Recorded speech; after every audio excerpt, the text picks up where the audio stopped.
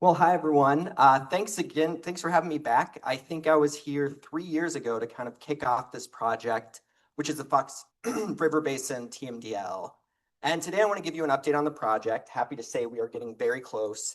And then I also want to talk about some of the approaches to reduce nutrients and sediment that will ultimately come out of this framework that the TMDL provides.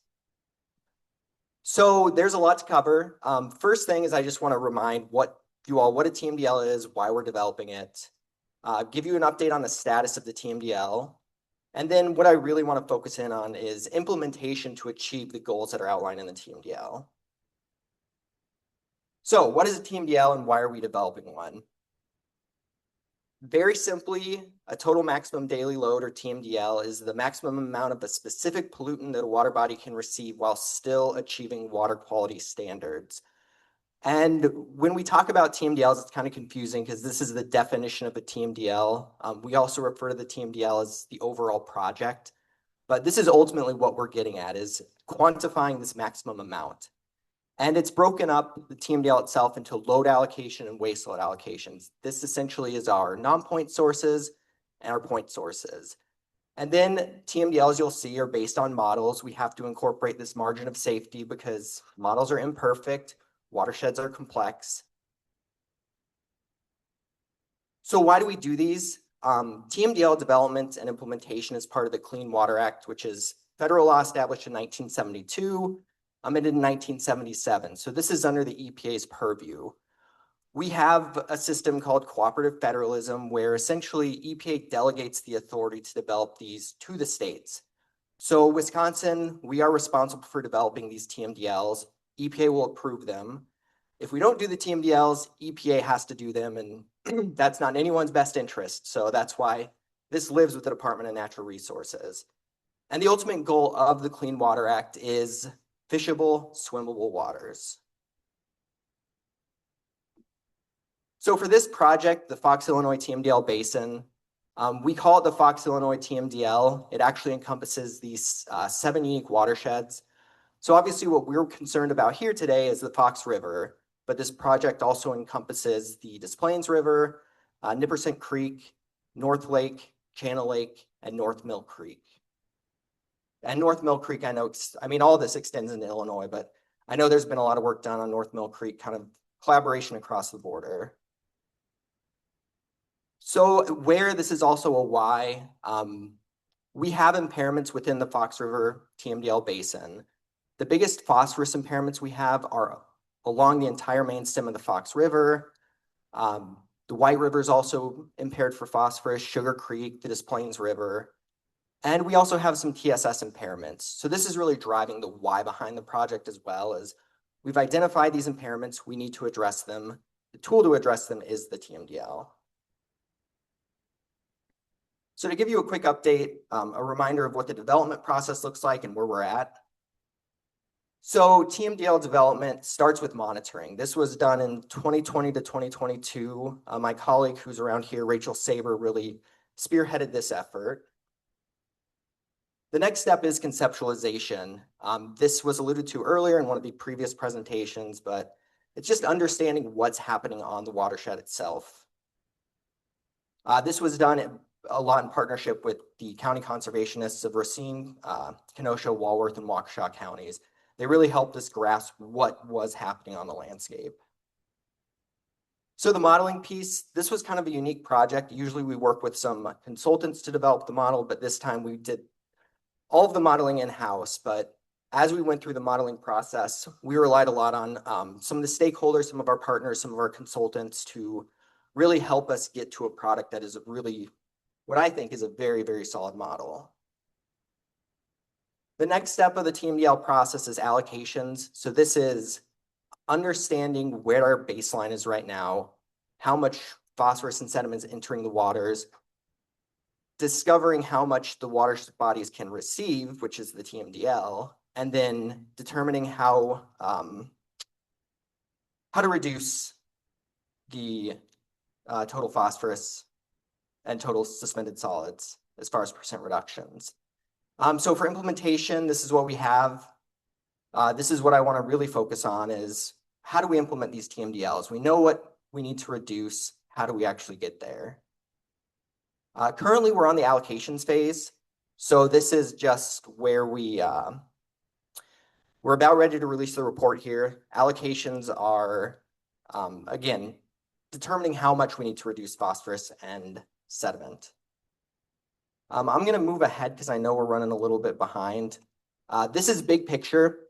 Draft allocations, phosphorus reductions. This is what we're looking at for the watershed. So we are looking at 0 to 90% reductions across the entire watershed. And what you'll see is across the entire Fox River Basin, it's purple, which means we're looking at about an 86% reduction across this entire watershed. A lot of this is going to be driven by the Illinois chain of lakes. So within the chain of lakes, what we have is there is Grass Lake, which is the upstream-most portion of Grass Lake, of the chain of lakes. The Fox River is the biggest contributor of load and flow into Grass Lake. 99% of the upstream area to Grass Lake within the Fox River is within Wisconsin. So Illinois has a criteria for their lakes and reservoirs of 0.05 milligrams per liter. Again, the majority of flow and load into Grass Lake originates in Wisconsin. And we've had a lot of conversations with EPA, and what we determined is we have to address water quality in Illinois before we can get this TMDL approved. It makes sense. I mean, I know it can be a little bit frustrating for some people to hear, but we're the biggest contributor to phosphorus into Grass Lake. Grass Lake is currently impaired because it has too much phosphorus.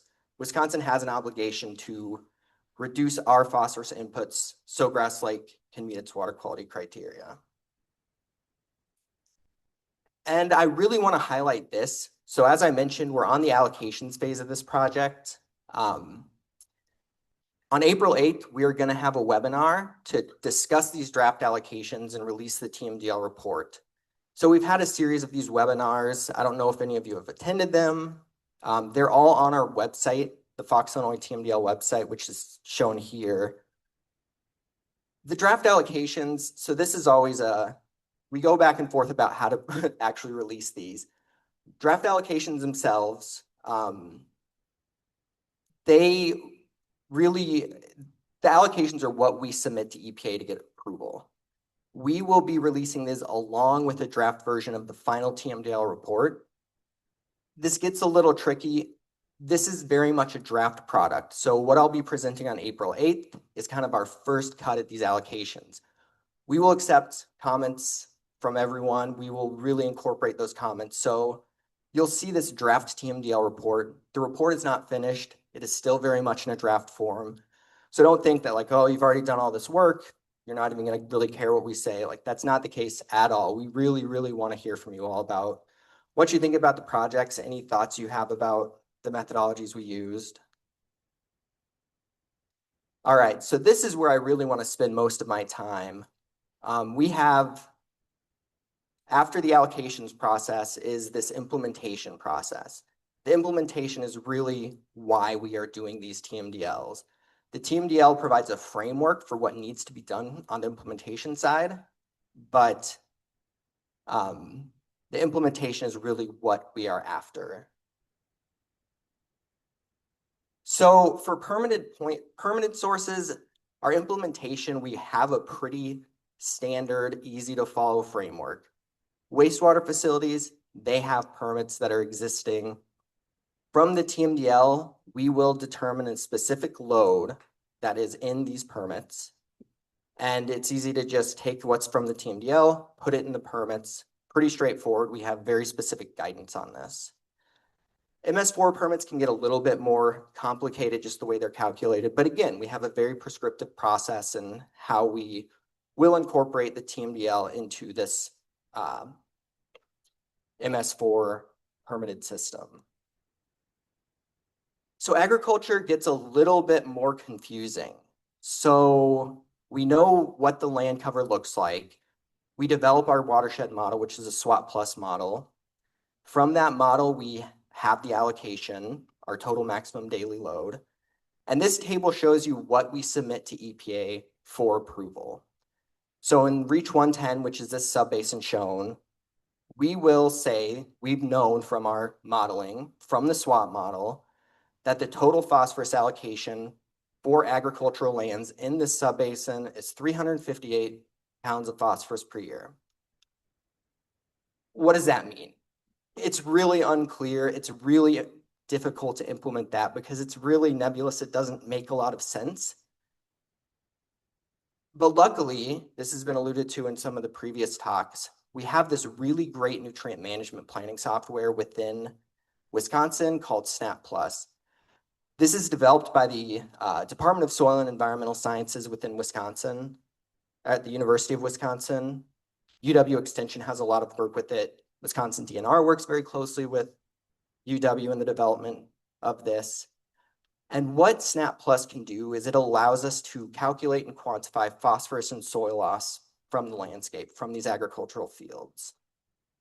And again, since this is the nutrient management software for planning in Wisconsin, it is widely used by the agricultural community. It's widely understood. So within the TMDLs, what we do is we take all of those inputs from the conceptualization, the inputs that we put into this watershed model, and we develop SNAP Plus fields for every single field within the basin. And by field, I'm talking about unique combinations of soils, land use, counties, TMDL subbasin. And what SNAP Plus requires are soil tests for phosphorus and organic matter, field-specific information, nutrients, chemical fertilizers, and manure spreading, which we have a fairly good understanding of thanks to our the input from our county conservationists, and then cropping. So with cropping, we're looking at rotation, tillage, yield goals, irrigation. And again, what we do for this TMDL is we set up a SNAP Plus field for each unique combination. Well, what does this look like? There are 15,000 of these combinations within the Fox Illinois River TMDL subbasin. We run the SNAP Plus analysis on each of these fields, and then we're able to consolidate that and calculate this baseline SNAP Plus yield load by subbasin. So for each of these subbasins from SNAP Plus, we know what SNAP Plus is predicting as far as pounds per acre per year. And where this gets really useful is we can translate those reductions from the TMDL into implementable targets that are calculated through the SNAP Plus program, which a lot of people are familiar with. It's already being used. So to do that, we just take our baseline SNAP Plus load, we multiply it the percent reduction from the TMDL. So again, in the Fox River, a lot of this is covered by an 86% reduction in order to meet that Grass Lake water quality goal. And that gives us the SNAP Plus target. So the baseline in some of these subbasins, say it's 4 pounds per acre per year. We know to achieve our water quality goals, we need a SNAP Plus equivalent phosphorus loss of about 1 pound per acre per year. And this just kind of highlights. So let's say you know where your farm is, you're in subbasin 110. We have a lot of maps to show you exactly where you're at. You can pull out what the SNAP Plus target is for that specific field. It's 0.55 pounds per acre per year. That is a number that actually you can use to determine what needs to be done for us to meet our TMDL goals. So to achieve edge of field targets, what a specific landowner can do is they set up their field in SNAP Plus, which if they have a nutrient management plan is already done. Test different conservation scenarios in SNAP Plus. So you have your baseline. You can see what happens if you incorporate cover crops, incorporate no-till, incorporate filter strips, incorporate any combination of these practices. And then from that, you can compare the results from the SNAP Plus analysis to your edge of field target. Again, for subbasin 110, that edge of field target is 0.55 pounds per acre. So if you look at these different scenarios that you run in SNAP Plus, you know your baseline is about 3 pounds per acre per year. And what this gets you to is to actually achieve what is prescribed in the TMDL you really realistically need a combination of cover crops, no-till, filter strips. And one important thing to note about TMDLs, they don't create any new regulations, they don't create any new rules. We are working within the existing framework of NR 151. A lot of this stuff is voluntary. It comes into play for certain grants, but we're not creating new rules for this TMDL. This implementation on the agricultural side really is kind of this collaborative process to get to where we need to be. So again, in this example, what we find is in order to meet the goals, you do need a combination of practices. So I specifically was outlining what an individual landowner can do. Well, DNR has a pretty big role in this as well, and we have the capacity to really help out with a lot of this process. So the first thing we do is work with producers to identify and recommend reasonable scenarios. So the farmers in the room, you're obviously the experts. You know what you're comfortable with, what you've worked with in the past, what you're interested in working with. So we are going to have some meetings and partnerships. We've already met with Racine County farmer-led groups to identify what is a reasonable scenario. What do you want to test? Once we have those, we'll run scenarios for each land use and subbasin combination in the TMDL project area. And then we can provide a feasibility of specific scenarios in order to achieve these TMDL goals. So this is just an example from our Northeast Lakeshore TMDL, which was approved about 3 or 4 years ago now. And what we did, we looked at these different scenarios that were identified. And you can see in this graph on the right, or on the left, I guess, just what kind of reductions we can see from each of these unique combinations. So this really provides kind of a playbook for what can be done, what needs to be done, what you can expect as far as water quality outcomes if you're able to implement all these different practices. So finally, I'll just give you kind of next steps for the project itself. The first step, where we're at right now, as I mentioned, we finalized draft allocations, we finalized the draft TMDL report. We will be hosting that webinar on April 8th. You can subscribe to that or sign up for that webinar on our website, which I'll provide the link to.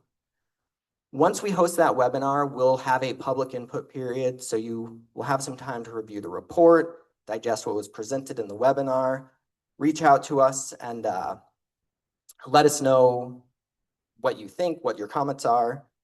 Once we have those comments, we will go back to the report and our allocations. We'll finalize those.